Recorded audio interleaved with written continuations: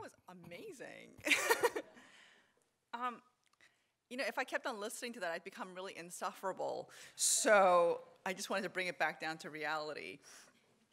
Thank you so much for being here today. I'm so amazed by all of you. I want to thank Kyung, there she is, because Kyung is our visionary leader, and I'm so proud of the work that you do for the raising our profile, for making a humongous difference in all the people in our world. So thank you, Kyung.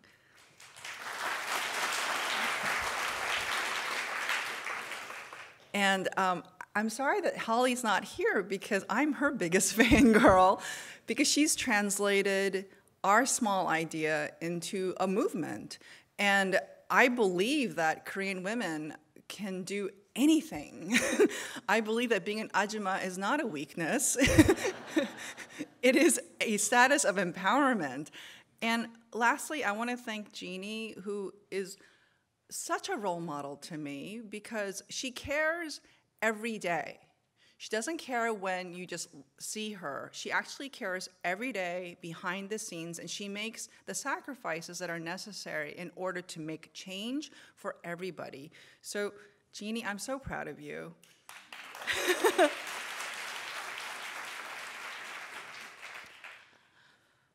And thank you for coming here today. I know that you guys could have had eggs and mimosas at your favorite brunch place, but rather here we are, hardworking Asian Americans and Asian American adjacents, and we are trying to figure out how to become better human beings. I'm so proud to be a member of your tribe, and thank you for being here with me. Some of you actually look young enough that you're just happy that you're not studying for your SATs on a Saturday morning. I'm always asked why I write about Koreans, as if it's some sort of weird habit of mine. And it's actually quite a simple thing. I think Koreans are amazing. This morning will be a testament of our dedication, and this morning is really a testament to why I am interested in Koreans. You make me really, really proud to be here. Thank you. Now, I thought I would talk a little bit about my childhood. 42 years ago, when I was 7, in March of 1976, my family, my 2 sisters, my mother and father, and I flew from Seoul and came to the United States. And we stayed initially in Elmhurst, Queens, and with my mother's older brother, Uncle John, in his rental apartment. And not long after, our family of 5 moved into a furnished 1-bedroom apartment in Van Cleek Street in Elmhurst, Queens. My parents slept in the little bedroom, and my sisters and I shared a bunk bed in the living room. And right away, my parents enrolled us in PS 102, and I started 2nd grade. I did not speak any English. And if it weren't for my older sister, Myung, who was actually part of this last year, who defended me from the terrifying 2nd grade girls, I might not have made it today. I was incredibly shy, and I barely spoke, and I was so nearsighted, but we didn't have glasses for me. And I found school incredibly difficult. And every day, I couldn't wait to get home to my sisters and my parents. My father and my mother were born when there was only one Korea. My father was born in Wonsan in 1953, which is now part of North Korea, and my mother was born in Busan in 1941, which is, of course, in the South. My sisters and I were born in Seoul. My father became a war refugee when he was 16, and he put himself through college, and he worked as a marketing executive for a cosmetics company. And my parents met when my father interviewed my mother for a temporary job. He thought that she was attractive, and he asked her out for coffee after the interview. Today, this is called sexual harassment.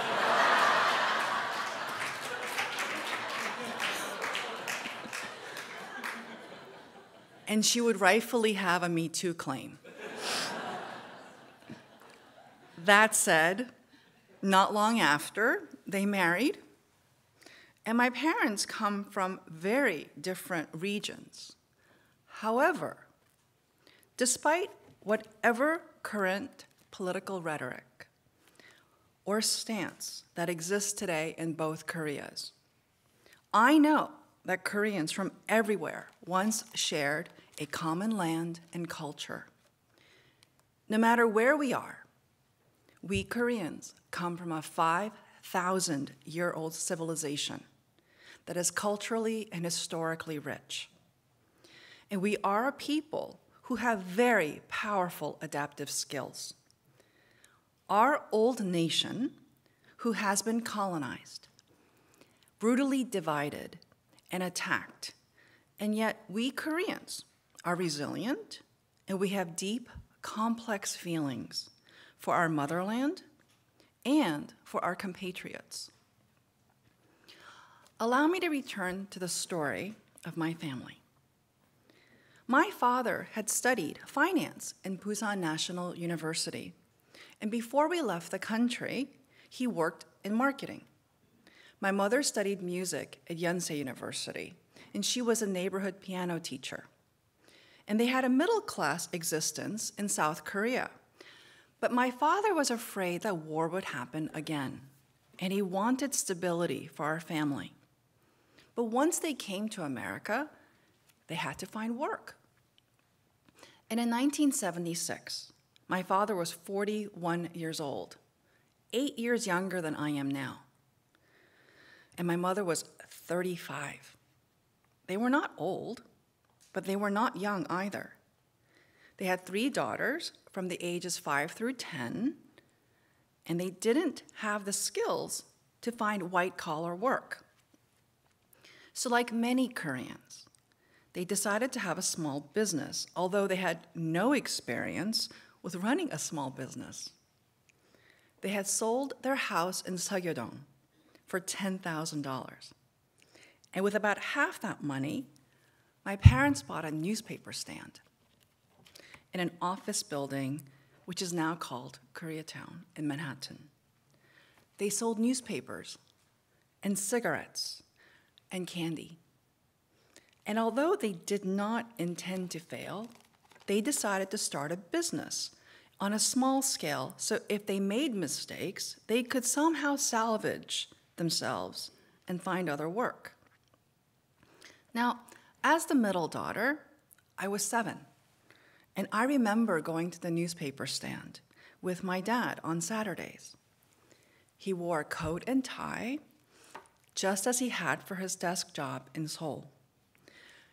And he sold the daily news for 15 cents, and candies like Goldenberg Peter's peanut chews.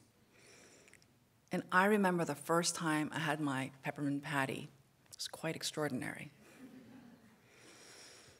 Now, back in 1976, there weren't nearly as many Koreans as in New York City as there are now. And my father felt very strongly that we had to help each other. And down the street from the newspaper stand, a man named Mr. Park owned a wholesale jewelry store called Sunny Variety Corp. And Mr. Park bought cigarettes from my dad. And he was often short on cash. And he would ask my father if he could borrow a couple of $100. He would pay the money back eventually, but then he would need to borrow it again. And usually the reasons were because of the landlord or he had to pay a supplier. But there was always something. And a few $100 in 1976 was not an insubstantial amount of money when you sell newspapers and scratch off lottery tickets. But my father felt that Koreans had to stick together, and he always tried to help him. About 6 months after they had the newspaper stand, another Korean asked my dad if he could buy the stand from him because he needed to find a business for his younger brother who was coming to America. And my father agreed to sell it. because it had always been his intention to run a larger business. And although the newspaper stand was becoming profitable, my father did not sell it to the new Korean owner for a profit because my father's friend was poor. And after Dad sold the newspaper stand, he went to Brooklyn and the Bronx to find a deli to buy. But he couldn't find anything that he liked. And then one day, Mr. Park, the man who used to borrow money from my dad, asked if he would like to join him in his business and become his partner for Sunny Variety Corp. And my father agreed. Now, it sounds impressive to be the partner of a wholesale jewelry business, but in fact, Sunny Variety Corp was located at 1235 Broadway, which is between 30th and 31st Street. And the shop is still there. It's now a perfume business, but it's still there, and it's about 200 square feet. It's about 8 feet by 25 and twice the length of a newspaper stand, so my father had improved. There was a glass show window and a glass-paneled door, which never got clean, no matter how much Windex my mother used. And the wooden back door would stick every time you tried to open it. There was a very cheap desk and a metal file cabinet, obscured by plexiglass, and that was the office. The landlord did not heat the store very well, and in the winters, my father wore 2 cardigans, one on top of the other, because it was bitter cold every time the door opened. My father had taught himself English from reading dictionaries and from running errands for GIs. But my mother didn't speak English at all, so she decided to go to NYU to learn.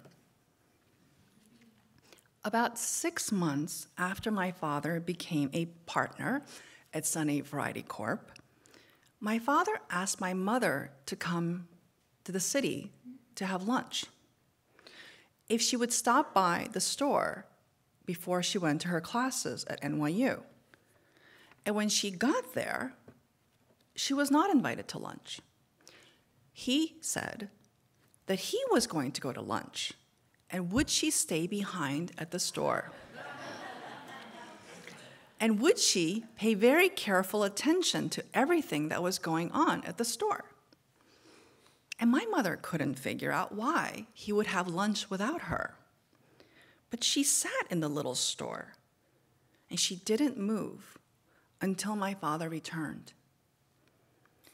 And while my father stepped outside, my mother saw Mr. Park taking cash from the register and slipping it into his pocket. And when my father returned, she told him what she saw. She saw that Mr. Park was stealing money from the partnership.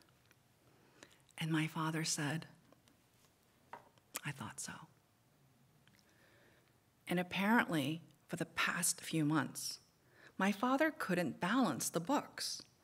And whenever there was cash missing, Mr. Park would claim ignorance. And every time he went to the bathroom or he went out to buy lunch, money vanished. My father had needed a witness to Mr. Park's stealing. Now, what happened next is weird. My father did not confront Mr. Park and accuse him of a crime against a partnership. Instead, my mother withdrew from NYU, from her studies, and she started to work at the store. And she told my father, "I'll learn and practice English with the customers." Now, with my mother at the shop, one of them was always watching Mr. Park, and he couldn't steal anymore. And within a month, Mr. Park, who had never had much interest in running a business and was far more interested in women and alcohol, offered my father the partnership for him to buy out for $15,000. My parents didn't have that money. So Uncle John took a loan from his 401k plan, and he borrowed it and he loaned it to my dad. And with Mr. Park gone, my parents realized that Sunny Variety Corp could turn a profit, and they were able to pay Uncle John within 6 months. That was our first year in America. Now, I want to tell you why that matters. Every night, we heard news stories from my parents at the dinner table. And because my mother was working at the store 6 days a week, my 10-year-old sister Myung made dinner. Entrees like fried spam and kimchi, and some other incredibly exotic entree. Now, what I recall about my childhood was not the dinner. What I remember are the vivid stories. For me, my life at school was not easy. I didn't understand what the other children were saying, and I was very awkward. I had been an early reader in Korea, but I didn't know how to read in English, and this was before we went to the library, and we didn't have any books at home. In the first year, we didn't have a television, and there were no toys or games. However, at the dinner table, my father and mother told us about their day, and they talked to each other and to us. And I would hear about Justin, the landlord, who was raising the rent again, and Uncle John needed a car, and Cousin Grace got into Stuyvesant. And my parents had shared a buttered bagel for breakfast to save money. And they told us about our uncles and aunts and our cousins back home who wrote us letters on blue aerograms. And back then, much like now, there were few, if any, Asians on television, in the movies, in the newspapers, in the magazines, and in the stories that we read at school. There was one Korean girl at PS 102, and she wouldn't speak to me because I was really awkward and I had the wrong clothes. But she was very kind because she taught me how to say the word bathroom.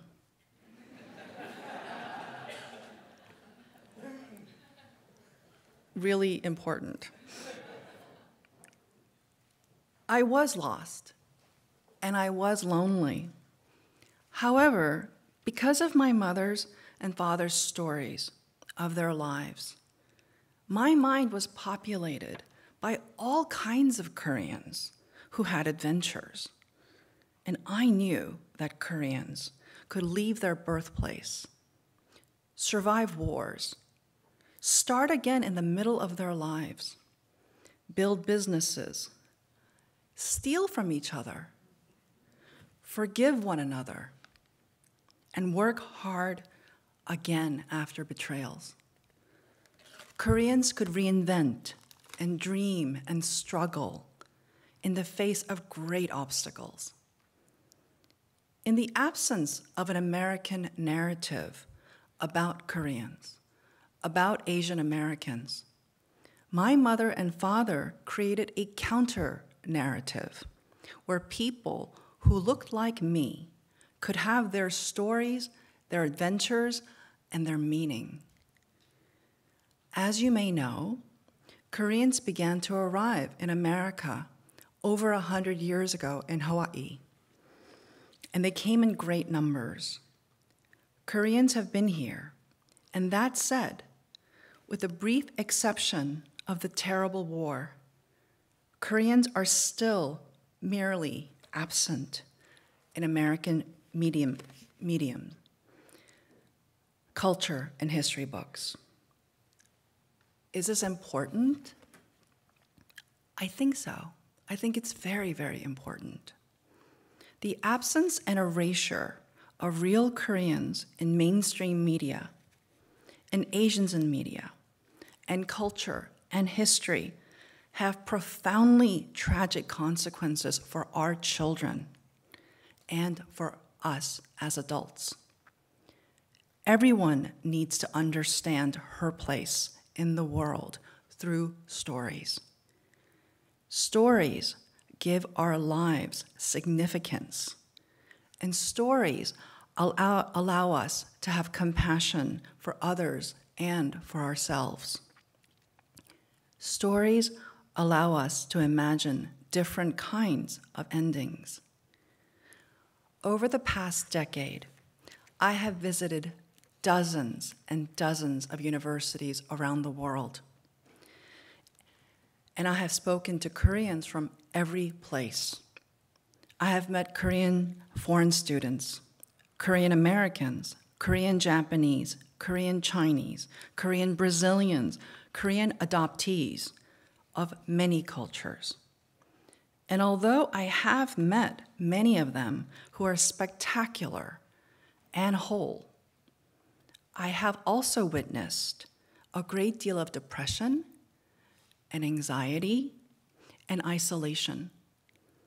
What struck me each time was how often students blamed themselves for their confusion and dislocation, rather than recognizing their rejection and exclusion in the wider political and social context of racism, nativism, homophobia, sexism, and classism.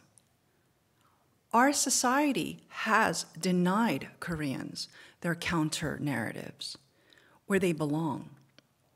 And consequently, many young Koreans and Asian Americans have lost their place in the world. What does this relate to philanthropy? Success often requires assimilation, where we imitate those who have more than we do. But the cost of assimilation is sometimes mortification, where we cut ourselves off from what once made us vital and strong.